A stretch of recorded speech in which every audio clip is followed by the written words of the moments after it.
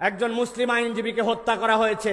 আমরা বলেছি ধৈর্য ধরেন, আমরা বলেছি এখন বল হচ্ছে এখন সরকারের কোর্টে।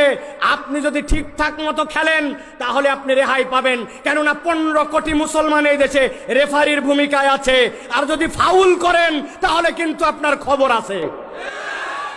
আমরা আমাদের জনগণকে সব সময় শান্ত থাকতে বলি।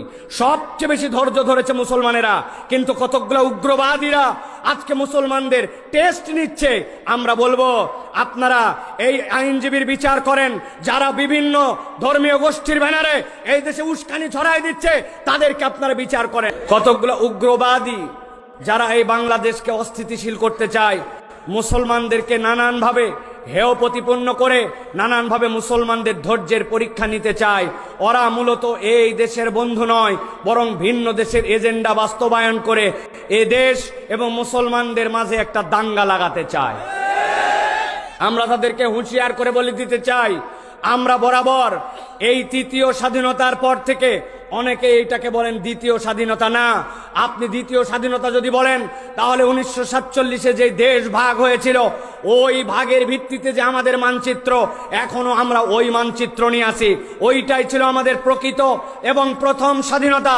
এরপরে দ্বিতীয় 71-এর স্বাধীনতা, তৃতীয় 24-এর স্বাধীনতা। সুতরাং যারা ওই 1947-এর স্বাধীনতাকে অস্বীকার করতে চায় তারাই মূলত আমাদের মধ্যে বিভক্তি ঘটাতে চায়। আজকে জমির মালিকানা আপনাদের আমাদের নামে আছে।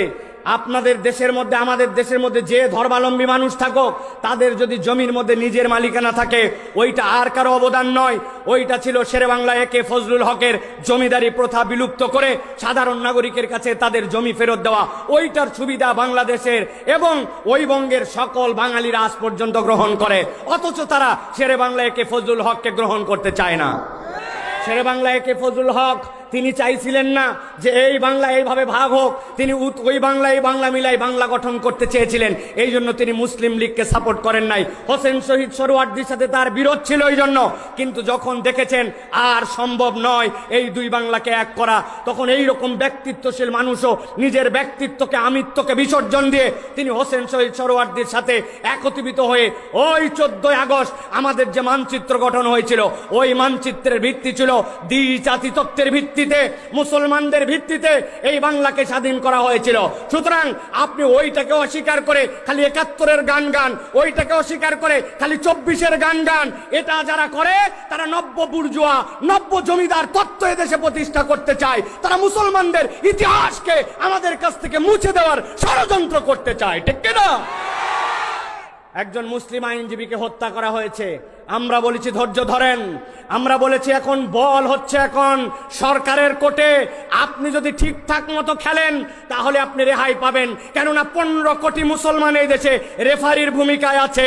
আর যদি ফাউল করেন তাহলে কিন্তু আপনার খবর আছে। আমরা আমাদের জনগণকে সব সময় শান্ত থাকতে বলি। সবচেয়ে বেশি ধৈর্য ধরেছে মুসলমানেরা, কিন্তু কতগুলো উগ্রবাদীরা আজকে মুসলমানদের টেস্ট নিচ্ছে। আমরা বলবো আপনারা এই আইনজীবীর বিচার করেন, যারা বিভিন্ন ধর্মীয় গোষ্ঠীর ব্যানারে এই দেশে উস্কানি ছড়াই দিচ্ছে তাদেরকে আপনারা বিচার করেন।